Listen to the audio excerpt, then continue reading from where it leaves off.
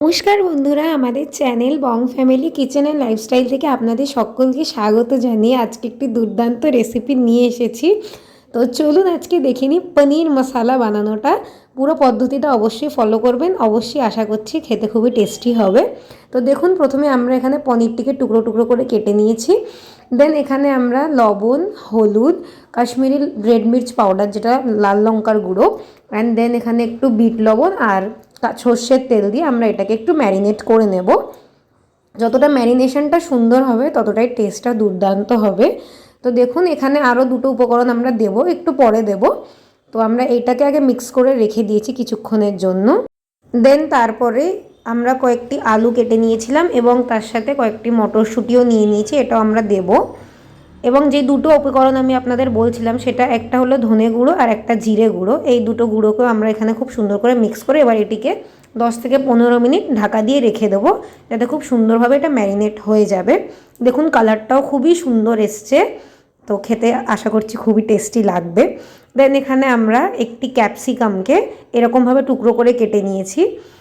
দেন এবার আমরা এখানে গ্যাসের ফ্লেমটা অন করে নেব এবং কড়াইতে সর্ষের তেল দিয়ে দেবো। একটু সামান্যই দেবো, বেশি দেবো না, কারণ যখন মশলাটা কষবে তখন অনেকটাই তেল এক্সট্র্যাক্ট হবে, ওটা থেকে আশা করা যায়। দেন এবার আমরা যেই পনিরগুলিকে রেখে দিয়েছিলাম সেগুলোকে আমরা একটু লো ফ্লেমে ফ্রাই করে নেবো। বেশি হাই ফ্লেম করবেন না, তাহলে পনিরগুলো পুড়ে যেতে পারে। তো বন্ধুরা, যেরকম আমি বলছিলাম, এই ভিডিওটি আমি একটু ফাস্ট ফরওয়ার্ডে করেছি, তার কারণ ভিডিওটা অনেক লম্বা ছিল। তো কারণ বানানোর প্রসেসটা একটু বড়, তো সেজন্য একটু ফাস্ট ফরওয়ার্ডে করতে হয়েছে। তো দেখুন, আমাদের এক পিঠ মোটামুটি ভাজা হয়ে গেছে। এবার আমরা আরেকটি পিঠও ভেজে নেব। নাড়িয়ে চাড়িয়ে খুব সুন্দরভাবে 2-4 বার করে ভেজে নেবেন। একটু লাল লাল হয়ে উঠবে, দেখবেন তেলটা দেখলেই বোঝা যাবে যে মশলাটা আর পনিরটা ভালোভাবে কষে এসেছে। তো দেখুন, কালারটা খুবই সুন্দর এসছে। এরকমভাবে আপনারা, যেহেতু এটা ভেজই বলা যেতে পারে, একদম এতে কোনো পেঁয়াজ রসুনের কোনো ব্যবহার নেই, তো আপনারা এটা বানিয়ে নিতে পারবেন। আশা করছি খুব ভালো খেতে হয়।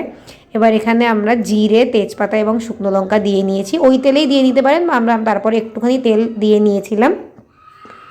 এবার যেই আমরা আলু আর মটরশুঁটিগুলো রেখেছিলাম সেগুলিকে এর মধ্যে দিয়ে এগুলোকে একটু সুন্দর করে ভেজে নেব। বেশিক্ষণ ভাজার দরকার নেই, একটু লাল লাল করে ভেজে নিলেই হবে, কারণ আলুটা পরে যেহেতু রান্না করা হবে, তো তখন খুব ভালোভাবে আশা করছি সেদ্ধ হয়ে যাবে। তো দেখুন, আমরা আলুটিকে একটু ভেজে নিচ্ছি। দেন এখানে আমরা যে ক্যাপসিকামগুলিকে কেটে রেখেছিলাম, ক্যাপসিকামগুলি পিস করাটা আপনারা একটু চেষ্টা করবেন এরকমই করা, তাহলে দেখতে খুব সুন্দর লাগে। যেরকম আমরা বেসিক্যালি চিলি চিকেনে করে থাকি সেরকম পিস করে নিয়েছিলাম। তো সেগুলিকেও এর সাথে দিয়ে একটু ভেজে নেব। তো দেখুন, এখানে ভাজাটা হয়ে গেছে, এবার আমরা এটাকে তুলে নেব। দেন এখানে আমি কয়েকটি জিনিস আরও দেখাচ্ছি। তেলটা এখানে অ্যাড করে নিয়েছি, তার আগে আমরা দইয়ের মধ্যে এখানে একটু গোলমরিচ গুঁড়োটিকে মিক্স করে নেব। আর এখানে আছে আপনাদের টমেটোর পেস্ট আর চারমগজ, কাজু আর পোস্তটিকে আমরা বেটে রেখে দিয়েছি একবারে। তো এখানে আমরা লঙ্কা যেটা কুচিয়ে রেখেছিলাম, কুচিও বলতে পারেন, আপনার পেস্টও করে নিতে পারেন, সেটাকে একটু এখানে তেলের ওপর দিয়ে দিয়েছি। দেন এখানে একে একে মশলাগুলি দেবো। তো ফার্স্টে এখানে টমেটোর পেস্টটা দিয়ে দিলাম। দেন এখানে যেটা চালমগজ, কাজু আর যেটা পোস্ত, সেটাকে আমরা একবারে পেস্ট করে রেখেছিলাম, সেটাকে দিয়ে দিলাম। দেন এখানে আমরা একটু যেটা দই রেখেছিলাম সেই দইটাও এখানে দিয়ে দিলাম, যেটার মধ্যে আমরা একটু গোলমরিচ মিশিয়ে নিয়েছি। আপনারাও দিয়ে নেবেন, গ্রেভিটা খুবই সুন্দর হয় এটার জন্য। তো তারপরে একটু লাল লঙ্কার গুঁড়ো দিয়ে নিয়েছি কালারের জন্য, এটা অপশনাল, আপনারা দিতেও পারেন, স্কিপও করতে পারেন। একটু হলুদ দিয়ে নিয়েছিলাম অফ ক্যামেরায়, আর একটু দিয়ে নিয়েছি, দেখুন কালারের হিসাবে আপনারা দেবেন যেরকম আপনারা কালারটি চান। তো দেখুন, আমাদের গ্রেভিটার জন্য মোটামুটি এটা রেডি প্রায়। তো এটা আমরা একটু ভালো করে জাল দিয়ে নেব, যাতে মশলাটা খুব সুন্দরভাবে কষে যায় আর কি। দেন এখানে আমরা যেই আলু, মটর আর ক্যাপসিকামটা ভেজে রেখেছিলাম সেটাকে দিয়ে একটু ভালো করে মিক্স করে নেব। তো বন্ধুরা, আমরা সবসময় চেষ্টা করি আপনাদের জন্য একটি নতুন রেসিপি নিয়ে আসার জন্য। তো আপনারা এগুলি যখন দেখছেন, তাহলে অবশ্যই আপনাদের কাছে একটু রিকোয়েস্ট আছে, আপনারা অবশ্যই চ্যানেলটিকে সাবস্ক্রাইব করবেন, ভিডিওটিকে লাইক করে দেবেন। তো দেখুন, এখানে আমরা একটু লবণ দিয়ে নিয়েছি। দেন একটুখানি চিনি দিয়ে নেব, যেটা আমি সবসময় বলি যে টেস্টটা খুব সুন্দর ব্যালেন্স হয় চিনিটা দেওয়ার জন্য, আপনারাও একটু দিয়ে নেবেন। দেন আপনারা যেটুকু গ্রেভি চান সেই হিসাবে আমরা জলটা দেব, কারণ জলটা তো দিতেই হবে। একটু বেশি গ্রেভি করব না, জলটার পরিমাণটা একটু কমই রাখবেন, যাতে জাস্ট আলুটা একটু সিদ্ধ হয়ে যায় সেটুকু পরিমাণেই রাখবেন। তো দেখুন, এটাকে আমরা এবার একটু ঢেকে দেবো 10 থেকে 15 মিনিটের জন্য, একটু ভালোভাবে এটা একটু সেদ্ধ যখন আলুগুলো হয়ে যাবে, দেন এরপর আমরা পনিরগুলো দেবো। পনিরগুলো আগে দেবেন না, পনিরগুলো ভেঙে যেতে পারে, তো সেজন্য পনিরগুলিকে আমরা পরেই দিয়েছি। দেখুন, আর দেখতে খুবই সুন্দর লাগছে। আর যদি আপনাদের আমার কথায় 1%ও একটু বিশ্বাস থাকে, আপনারা একবার অবশ্যই বানিয়ে দেখবেন।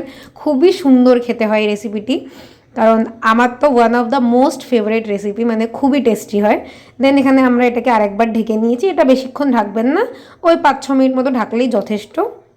তো দেখুন কালারটা খুব সুন্দর এসছে। এবার আমরা ওপর থেকে একটু ধনেপাতা দিয়ে নিয়েছি।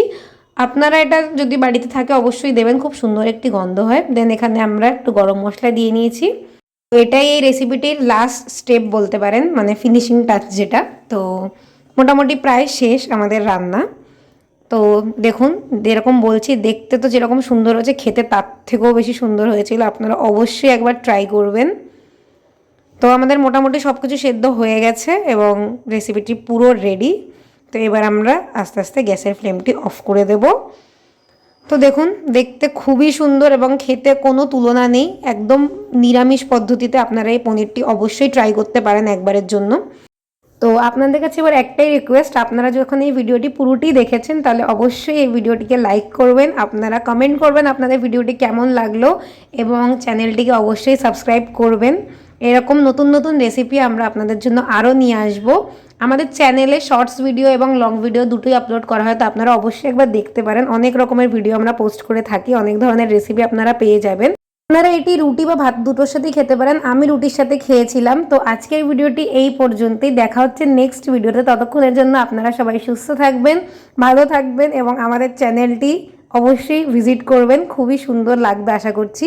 তাহলে বন্ধুরা দেখা হচ্ছে নেক্সট ভিডিওতে। নমস্কার।